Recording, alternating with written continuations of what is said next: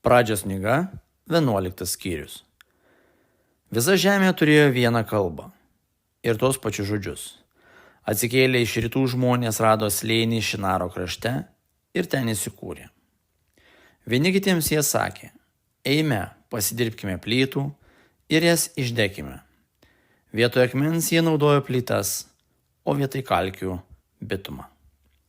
Eime, sakė jie, pasistatykime miestą ir bokštą su dangų siekiančią viršūnę ir pasidarykime savo vardą, kad nebūtume išblaškyti po visą žemės paviršių.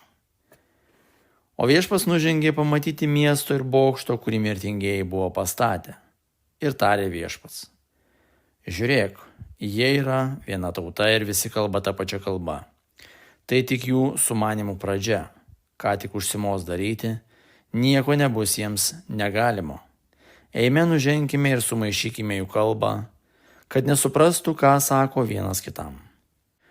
Taip tad viešpats išsklaidė juos iš ten po visą žemės paviršių ir jie statė miestą. Tada jis buvo pavadintas Babeliu, nes viešpats ten sumaišė visos žemės kalbą ir iš ten išsklaidė juos po visą žemės paviršių.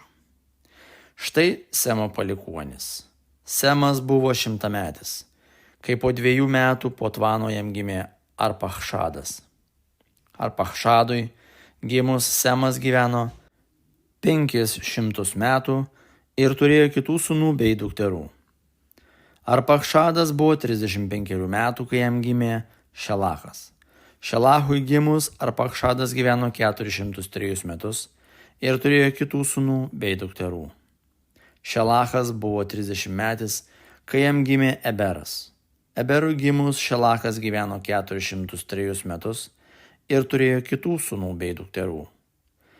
Eberas buvo 34 metų, kai jam gimė Pelegas. Pelegui gimus Eberas gyveno 430 metų ir turėjo kitų sūnų bei dukterų. Pelegas buvo 30-metis, kai jam gimė Reuvas. Reuvui gimus Pelegas gyveno 209 metus ir turėjo kitų sūnų bei dukterų. Reuvas buvo 32 metų, kai jam gimė Serugas. Serugui gimus Reuvas gyveno 207 metus ir turėjo kitų sūnų bei dukterų. Serugas buvo 30-metis, kai jam gimė Nahoras. Nahorui gimus Serugas gyveno 200 metų ir turėjo kitų sūnų bei dukterų.